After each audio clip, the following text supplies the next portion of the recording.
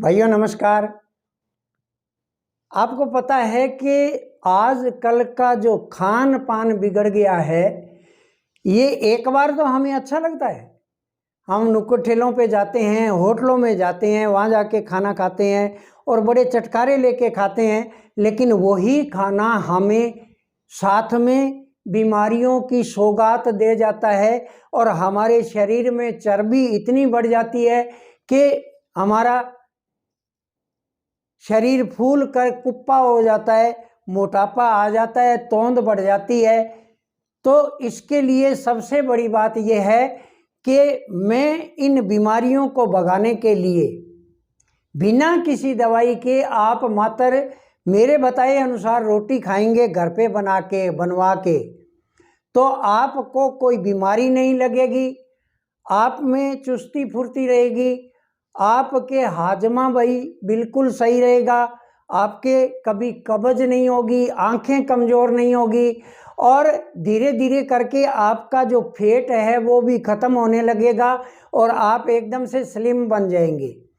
तो आपको मैं एक ऐसा आटा बताने जा रहा हूँ जो आप उसकी रोटी खाएंगे तो बहुत ही आपको सुपाच्य लगेगा, अच्छा लगेगा और एक बार खाना शुरू कर दिया तो आप उम्र भर उसको छोड़ोगे नहीं, खाते रहोगे।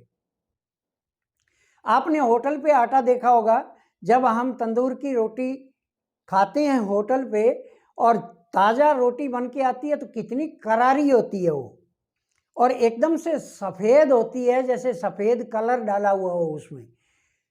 लेकिन वही रोटी हमें बहुत नुकसान करती है। आप ध्यान करना, कभी भी एक रोटी को उसको ठंडी करके देखना, जब वही रोटी जो गरम गरम थी तब तो कड़क थी और जैसे ही वो ठंडी होती है तो वो एकदम प्लास्टिक का कोई टुकड़ा बन जाता है और फिर यूँ तोड़ने से भी नहीं टूटता। यानी आप इस बात से समझ सकते हैं कि जो होटलों पे खाना बनता है, जो तंदूर की रोटियां बनती है, उनमें कुछ न कुछ ऐसी चीज़ ज़रूर डाली होती है जो हमारे शरीर में नुकसानदेह होती है और हमारे शरीर की पाचन शक्ति को खराब कर देती है।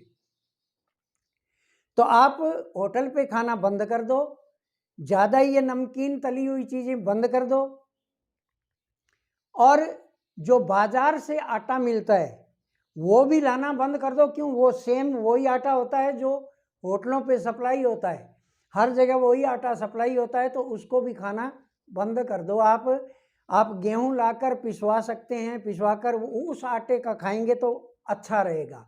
इसके बजाय मैं आपको एक ऐसा आटा बताने जा रहा हूं जिसको आप खाएंगे तो आपके किसी भी प्रकार की बीमारी नहीं आएगी, मोटापा नहीं आएगा, आपकी पाचन शक्ति कमज़ोर नहीं होगी, कभी गैस नहीं बनेगी, आंखों की रोशनी तेज हो जाएगी, ये सब हो जाएगा। तो आपको क्या करना है कि एक मैं रेशियो बता रहा हूँ, 5 किलो गेहूं ले लेना, 2 किलो उसमें चना ले लेना, 5 किलो बाजरा ले लेना, 2 किलो उसमें रागी ले लेना और 3 किलो बाजरी ले लेना और जवार 2-3 किलो आप जवार ले लेना। आपको क्या करना है, दोबारा से बता दूं कि 5 किलो गेहूं का आटा लेना है, गेहूं लेना है साबुत, और 2 किलो आप चना लेना है। चना सीधा नहीं, चने की दाल बनाकर वो दाल डालें अंदर, मिक्स करें। और 5 किलो आपको बाजरा लेना है, 2 किलो रागी लेनी है और आपको जवार का आटा 3 किलो लेना है और 5 किलो ही आपको जौ का, जिसको ओटमील बोलते हैं, जौ लेना है। इन सब चीज़ों को मिला के आप पिसवा लें। पिसवाकर इसके बाद में आप इसकी रोटी बना के खाएंगे तो एक तो स्वादिष्ट लगेगी, दूसरी हाजमेदार होगी और जितनी भी मैंने बीमारियां बताई है सब बीमारियां भागती नजर आएगी।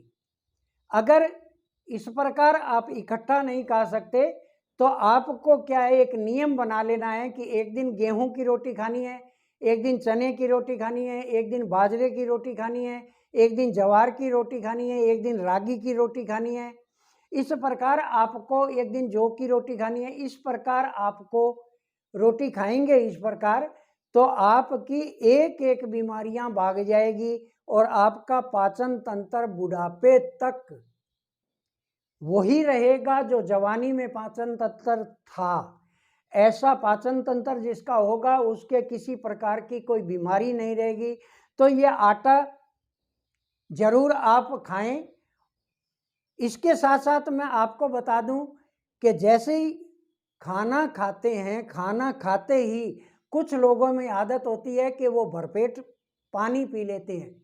ये सबसे नुकसानदेह बात होती है।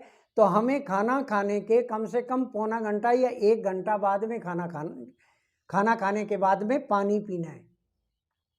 दूसरा ध्यान रखें कि जब भी खाना खाएं तो तुरंत लेटना नहीं है। खाना खाकर आपको कम से कम 10 मिनट वज्रासन में बैठना है।